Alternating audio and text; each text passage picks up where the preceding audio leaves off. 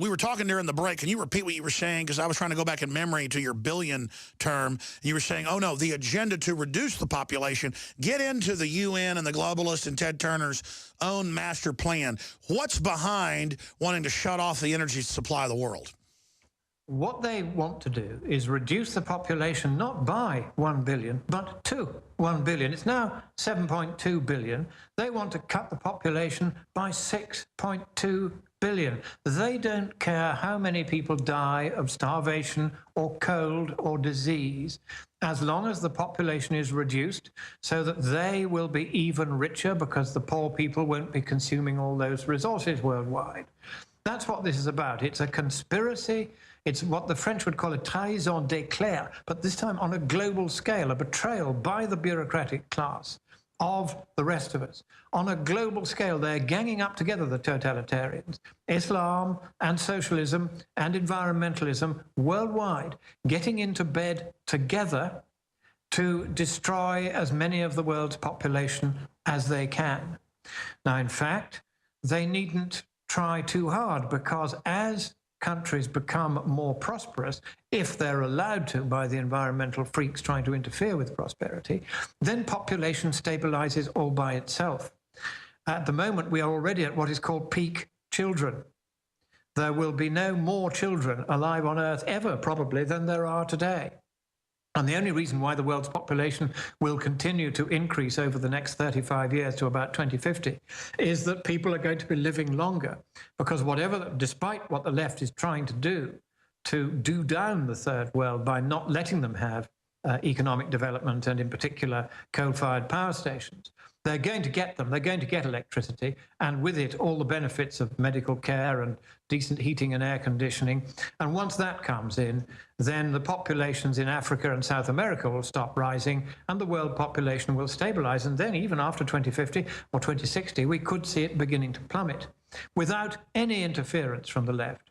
And you're quite right, Alex. I mean, people like Holdren, who was one of the advisors to Paul Ehrlich, who wrote that remarkably stupid book, The Population Bomb, and has recently written an even more remarkably stupid book.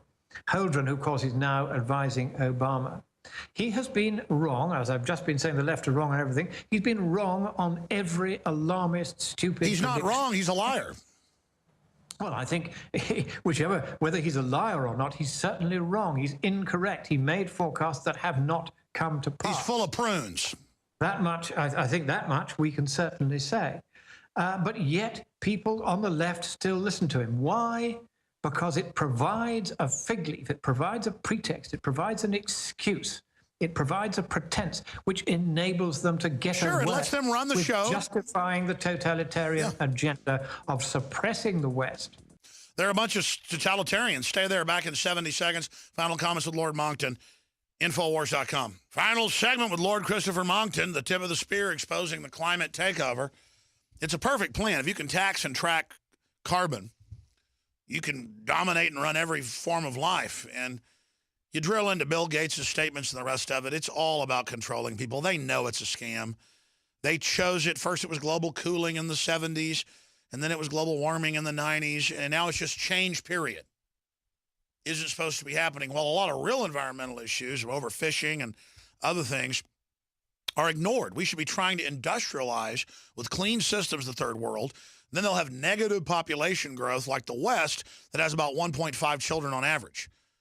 That's actually a collapse rate. From Japan to the United States, wealthy countries are committing suicide.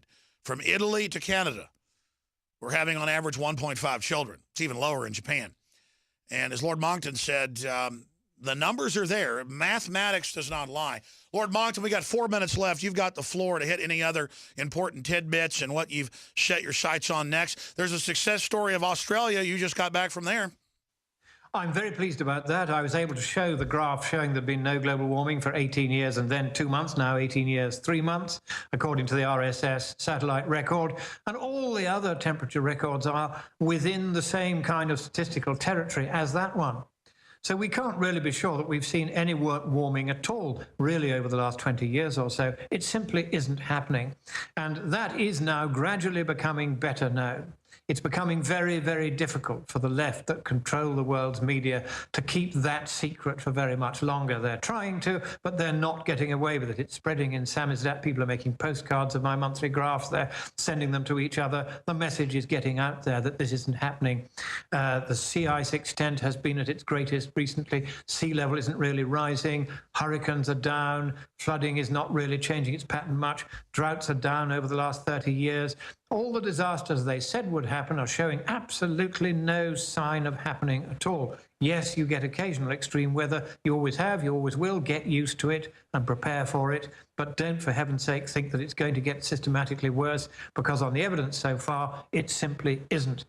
And we now have just a few months to make the world aware that there is no need for any binding climate treaty. In Paris in December of this year, they're going to try to do again what they failed to do in Copenhagen. They've squared the Chinese by effectively exempting them from the process, but other nations at the moment are all going to go along with it, except Canada and New Zealand. Canada might be having a change of government in a few months' time, leaving only Australia standing out against the climate nonsense. And this means that a lot rests on Tony Abbott's shoulders. I'm glad to say that at the moment he's still standing as firm as he can on this. He is dismantling the carbon tax. And briefly, Yep. We should add Australia is the only one standing against it, because they implemented it first and found out how hellish it was. That's right. It did nothing, of course, for their emissions of CO2. It did nothing to change the climate either way. Indeed, nothing that mankind does about CO2 will measurably alter the climate at all, according to our research. It's just not going to make that much difference. This whole exercise, every red cent spent on making global warming go away, on having these fancy conferences in places where they have grass skirts, every penny of this has been wasted and will continue to be wasted until the world comes to its senses. Alex, we have less than 1 year. I'm trying to raise $1.3 million to make a film, a full-length feature film, to go into the cinemas, to take Al Gore's movie on head on, to take on the documentaries that you saw being shown in the cinemas about the islands disappearing beneath the waves. It's largely nonsense. We want 1.3 million. We're just now beginning the fundraising for that. Incredible. How do folks get involved? scienceandpublicpolicy.org? That's right. Get in touch with us there. Amazing. Lord Monckton, you're fighting back. Thank you so much.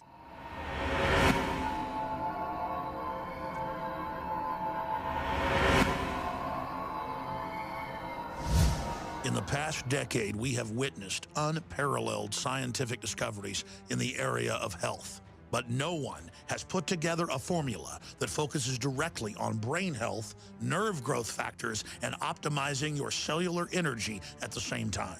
DNA Force is one of the most expensive formulas to produce. Some of the ingredients in DNA Force are $12,000 a kilogram. We are using the coveted, patented, only American source of PQQ, CoQ10, and more. You want the best that's out there at the lowest price anywhere? Well, we're bringing you a total win-win. The ultimate value, cutting-edge, trailblazing game changer that also supports the InfoWar. We have produced a limited run of DNA Force, and it will take up to 12 weeks to produce more once we sell out. Secure your DNA Force today at InfoWarsLife.com or call toll-free 888-253-3139. DNA Force from InfoWars Life.